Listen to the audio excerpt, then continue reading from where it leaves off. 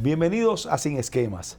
En la entrega de hoy tendremos el gratísimo placer de contar con la participación del doctor Giovanni Báez Medina, quien es director del Instituto Nacional del Cáncer Rosa Sánchez Pérez de Tavares, con quien estamos seguros que nuestro público televidente de Sin Esquemas recibirá importantes orientaciones en la materia que vamos a tratar, hablándose de algo que sabemos que viene permanentemente preocupando a la familia dominicana, lo que es el cáncer, el costo del tratamiento, las limitaciones lamentablemente que en la actualidad en nuestro país el acceso a poder ser tratado con una institución como esta que sabemos que ha venido a ocupar un lugar de gran preponderancia en las posibles soluciones de este lamentable y terrible mal.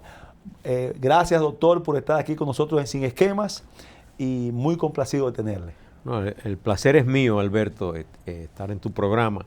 Para mí es un privilegio y estoy a tu disposición para dar información requerida en cuanto a orientación para el pueblo dominicano sobre las ofertas que nosotros tenemos a nuestros usuarios en el INCAR. Precisamente, sabemos que el INCAR es una institución médica de salud de tercer nivel. Es una institución especializada específicamente en lo que tiene que ver con el tratamiento del cáncer. Y es una institución, lógicamente, que tiene una dependencia directa del Ministerio de Salud. Díganos de entrada, doctor, ¿cuáles han sido los principales logros y avances en resultados del INCAR desde la fecha que se inició hasta hoy? E inmediatamente, ¿cuáles entiende usted que son los retos preponderantes y primordiales que tiene el INCAR a corto, mediano y largo plazo?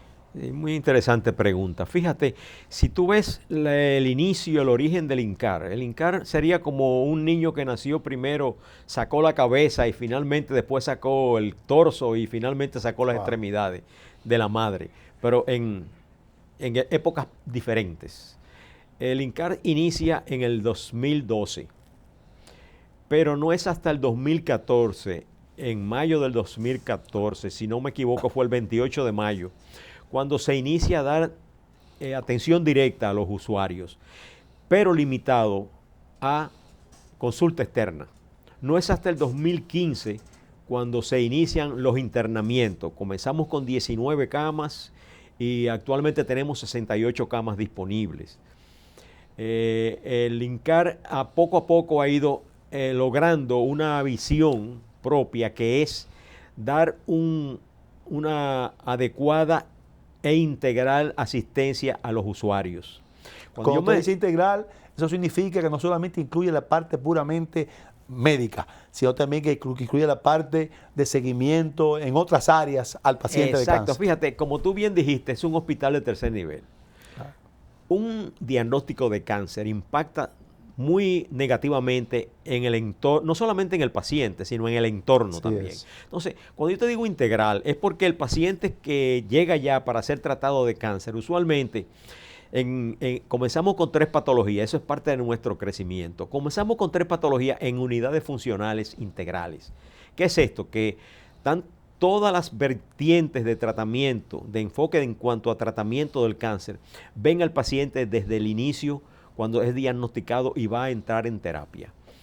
Este enfoque hace que el paciente sea visto, en vez de en 3 o 4 sesiones diferentes, por el oncólogo clínico, el cirujano, si lo necesita el paciente, psico-oncología para darle soporte no solamente al paciente, sino también a sus cuidadores, pero también en radioterapia e incluso patología, porque nosotros tenemos la costumbre de que nuestro departamento de patología tiene que verificar todos los diagnósticos de cáncer, porque nosotros no podemos accionar dependiendo de la impresión diagnóstica de un centro externo. De patología, doctor, ¿tiene ya los recursos necesarios para que pueda dar respuesta al tipo de patología, o todavía seguimos en que tenemos que enviar fuera del país para algunos casos? Fíjate, eso es, sí, déjame decirte lo siguiente. En cuanto al estudio histopatológico, lo hacemos todos. Okay. Ahora bien, en cuanto al estudio de inmunohistoquímica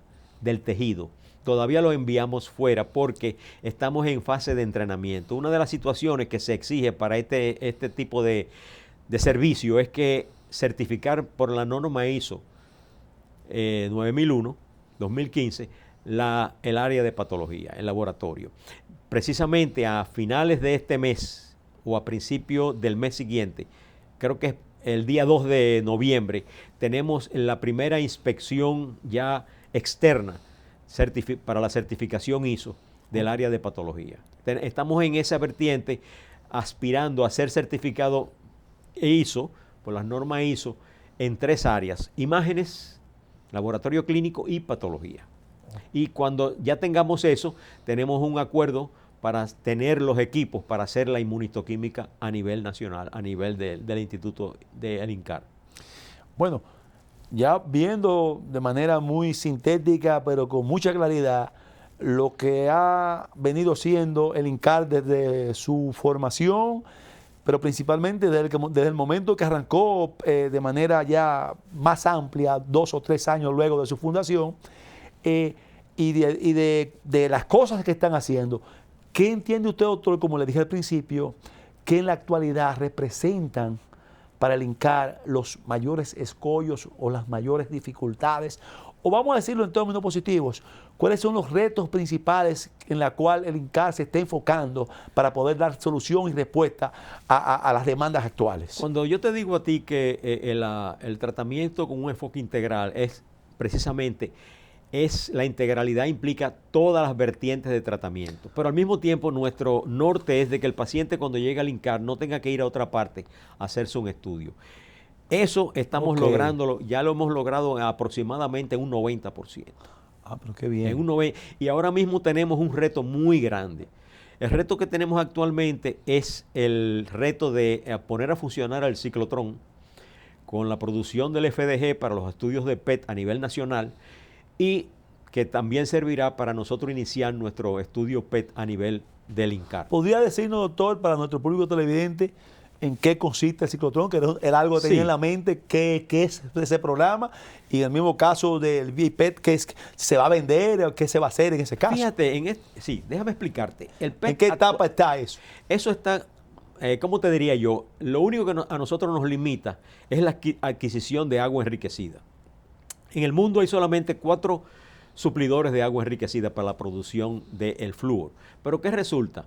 Que nosotros tenemos que asirnos a la ley de compras y contrataciones del Estado. Esto es, nosotros no podemos comprarle a alguien que no sea un suplidor del Estado dominicano, porque somos parte del Estado dominicano. Ahora bien, ya hay un interesado que ya está quizás en un 95% encaminado para hacerse suplidor del Estado y suplirnos el agua enriquecida, que es algo vital. ¿Qué es lo que se hace con el ciclotrón? A base de movimientos y campos magnéticos, el ciclotrón produce unos cambios en la estructura de la glucosa y le añade una molécula de flúor en uno de los carbonos que tiene la glucosa, y así produce una glucosa que está marcada radiológicamente, o sea, tiene un radioisótopo. ¿Qué se hace con esto? Este flúor, que tiene una vida promedio de 1 hora y pico, más o menos, 2 horas, si tú lo traes de los Estados Unidos o de Puerto Rico, al cabo de unas horas comienza a perder su efectividad. Y si tú necesitas, para decirte un número, 20, tienes que comprar 25, tomando en consideración el viaje y la estadía aquí y la aplicación al paciente. Al estar eso acá, debe abaratar el costo. Nosotros estamos en capacidad no solamente de suplir al mercado nacional, sino también al mercado de toda el área del Caribe, si fuera necesario, porque es un ciclotrón industrial. Es un ciclotrón industrial. Y al mismo tiempo, ¿qué sucede? ¿Qué significa este flúor en esa molécula? Sí, realmente, ¿cuál es el efecto en términos llanos de provecho para el paciente en materia del tratamiento? Lo más parecido a un tumor es un niño en crecimiento dentro de una madre, o sea, un feto. El Señores, niño- oigan, no quiero que lo vean de esa comparación porque no hay una cosa más bella que un niño naciendo en el término de lo que representa de la sublimidad. Exacto. Y lo estamos comparando, pero Desde el punto de vista metabólico. metabólico. Desde el punto de vista Exactamente, metabólico, exactamente. los requerimientos. Por eso es que la madre tiene que comer Claro. para ella y para la criatura. Exactamente, En exactamente. este caso, también el enfermo de cáncer tiene que comer para él y para mantener el tumor. Pero el tumor es independiente y tiene una alta demanda energética. ¿Qué quiero decir con esto? Que yo te puedo a ti inyectar glucosa y dejarte en tranquilidad. Y el único que vas a requerir, si tú estás en un estado basal, sin ningún tipo de actividad, lo único de tu cuerpo que debe estar carente y necesita ser suplido de mucha energía, de mucha caloría, de mucha glucosa, es el tumor. Wow. Entonces, cuando yo te aplico esa glucosa que está marcada, y es el tumor el que va a captar esa glucosa marcada, yo te meto en una cámara, que es el PET, y ahí me va a dar cualquier tipo de actividad tumoral que esté presente en ese organismo. Esto es muy útil porque puede captar masas tan pequeñas como menos de 1 centímetro de diámetro.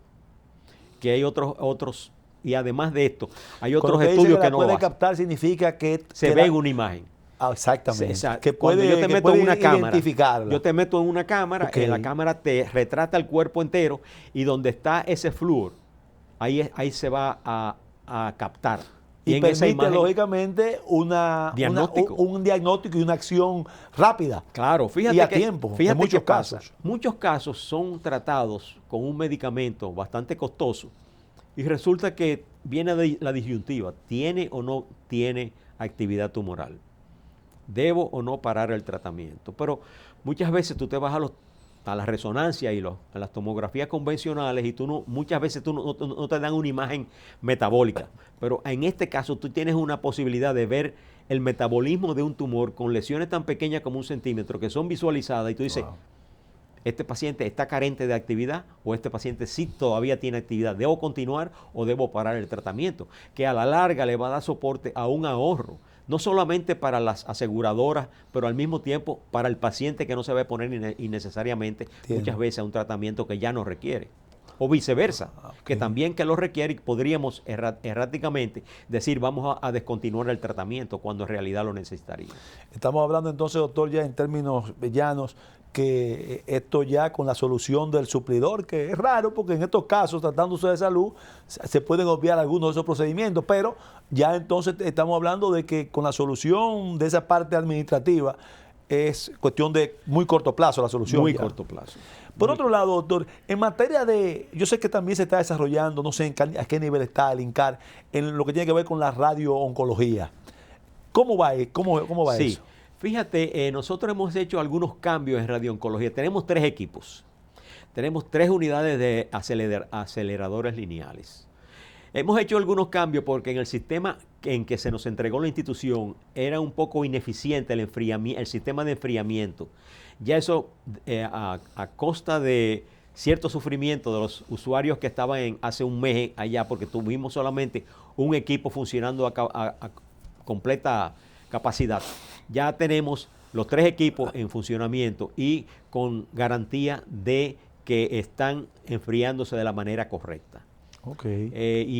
Eso realmente para nosotros ha sido una gran tranquilidad porque estuvimos arrastrando ese problemita durante 3 años. Y eso lógicamente acumulaba pero claro, un déficit permanente de atención de muchos pacientes que demandaban sí, claro que de ese sí. tipo No, de y que nos actividad. limitaba también, Claro, pero ya gracias a Dios pero hemos qué bueno, resuelto muy eso. buena noticia. Y la capacidad, para decirte una idea, nosotros estamos trabajando quizás con una reserva extremadamente grande, en el sentido siguiente. Nosotros tenemos instalado la capacidad para dar de 110 a 120 sesiones diariamente. Y solamente estamos aplicando, digamos, 40 y pico de sesiones. O sea que tenemos todavía Tienen un techo cerca de alto. 60, un techo muy alto. Tienen un techo alto para Exacto. poder dar respuesta a la demanda. Claro que sí. Yo he estado leyendo, doctor, y no sé hasta qué punto ya se ha presentado, se ha proyectado buscar una solución de algo que ocurrió en el INCART, que tuvo que absorber, incluso tiene una 4ª planta totalmente ocupada por lo que ocurrió en el Padre Villini. El quinto El quinto piso, sí. perdón. o sea, estamos hablando de un hospital que fue tomado por ustedes, ubicado en una quinta planta, pero que no tiene ningún tipo de vínculo en lo que se trata en el Padre Villini con lo que ocurre en el INCAR. Exacto, fíjate. ¿Qué se tiene en mente Déjame sobre explicarte eso. Nosotros somos parte del Servicio Nacional de Salud. Y como hijos del Servicio Nacional de Salud, a los hermanos tenemos que darle un apoyo. Definitivamente, lo que sucedió en el Padre Villini pues nos afectó de una manera, en el sentido de que el crecimiento de nosotros estaba supeditado a crecer en la quinta planta, que es donde está el Padre Villini. El Padre Villini no tiene ya sus instalaciones totales, no. Lo que sucede es que la doctora Giselle Vázquez nos pidió ser receptores. Digo, no lo digo en términos de que lógicamente que sí, que hay que darle una mano, claro, y hay que ayudar a un área de la salud, la cual usted forma parte, pero ¿en qué medida podríase afectar el buen desenvolvimiento de lo que significa el INCAR? Sí, porque como te estoy explicando, en la quinta planta, en la parte este, que es donde nosotros teníamos la intención de crecer con 20 camas inicialmente, fue ocupada súbitamente ante la desgracia que ocurrió en el Padre Villini. Entonces, eso nos ha mermado el crecimiento. ¿Por qué? Porque, por ejemplo, ahora mismo tenemos 7 pacientes que deben ser ingresados y están en estancia en el área de emergencia. Okay. Porque también, dicho sea de paso... Porque me imagino, ellos ahí en esa quinta planta tienen algunas camas también. Sí, tienen camas para estancia corta. ¿Por qué? Porque ellos tienen, fíjate, lo que se denomina, es un programa muy bonito y muy efectivo que tiene el ministerio, que es el programa de alto costo.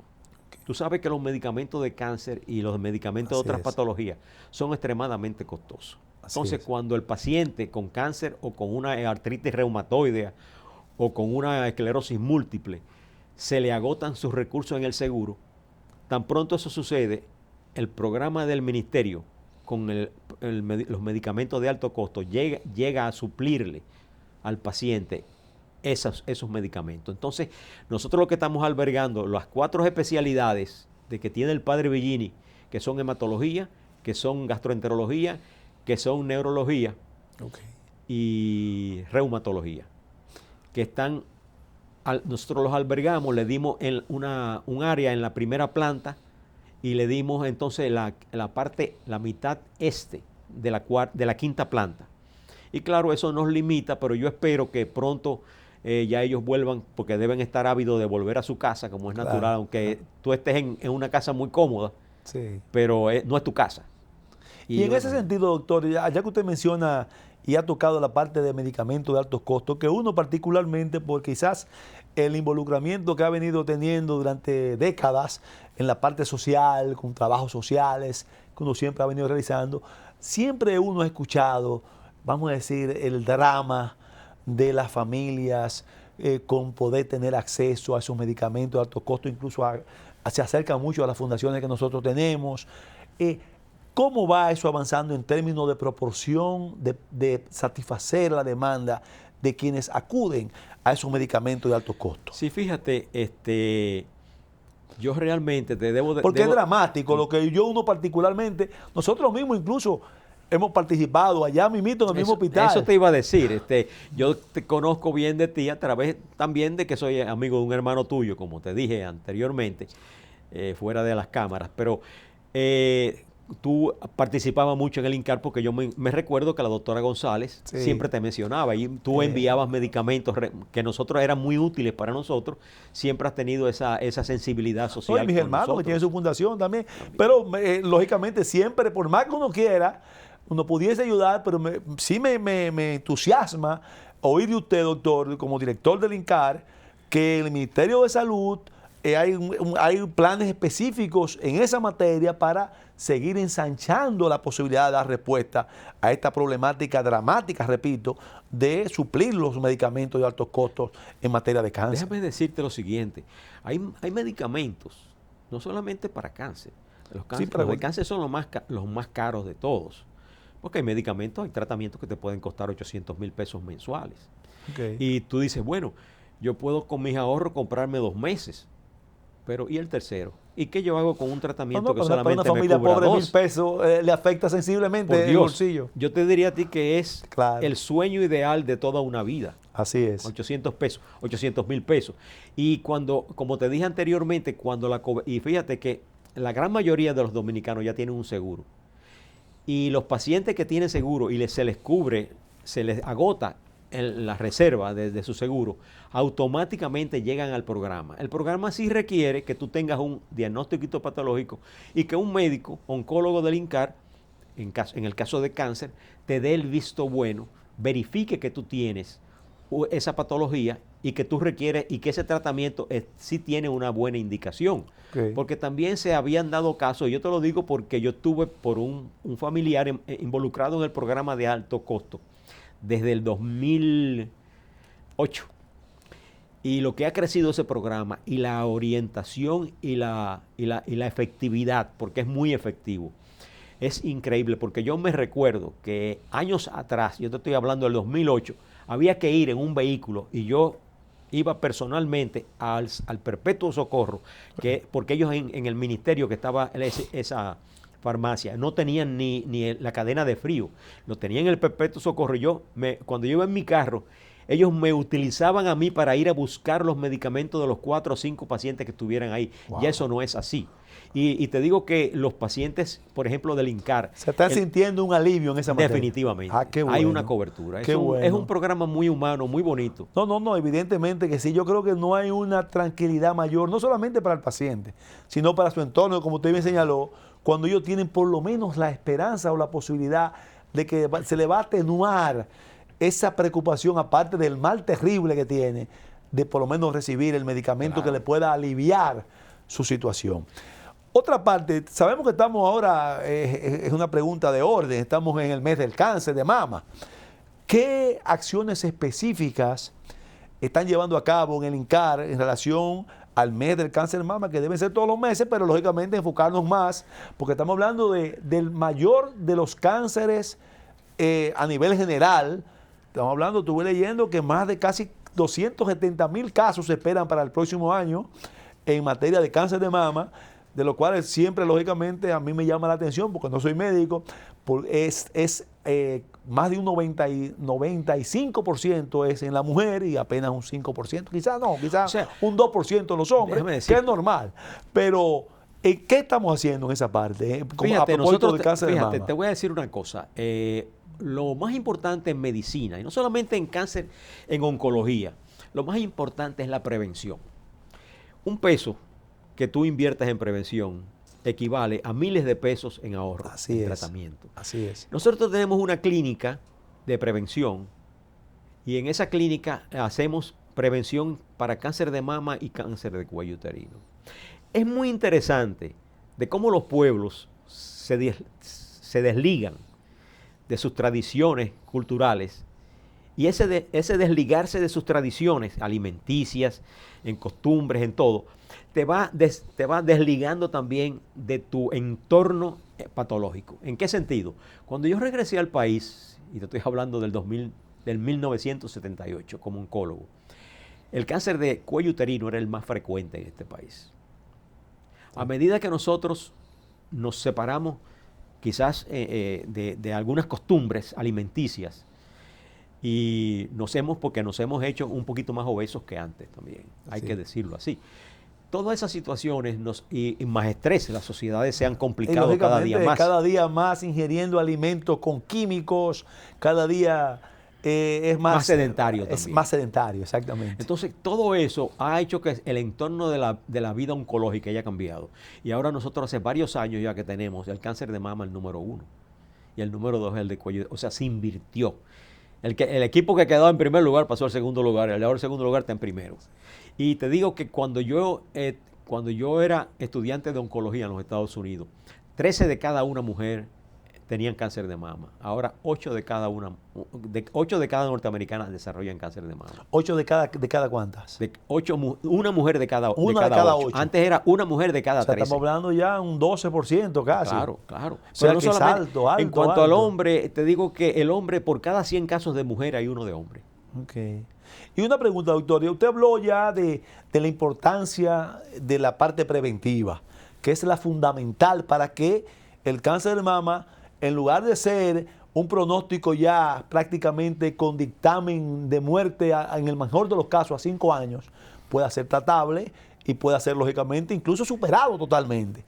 Hay una orientación de educación efectiva, que cuente con los recursos necesarios para que podamos, más que motivar e incentivar a que la gente, que siempre lógicamente tiene que haber un nivel de responsabilidad de quien quiera prevenir el cáncer, pero ¿en qué medida se cuenta con los recursos necesarios para poder lograr una campaña educacional de incentivar a que sea más que una voluntad, que sea prácticamente una obligación de quien, que lo vean ya como un asunto de causa mayor al posible paciente, a la mujer, y que vaya a hacerse sus exámenes? Mira, eso tiene su enfoque sociopolítico, en el sentido de que tú tienes que educar a la población.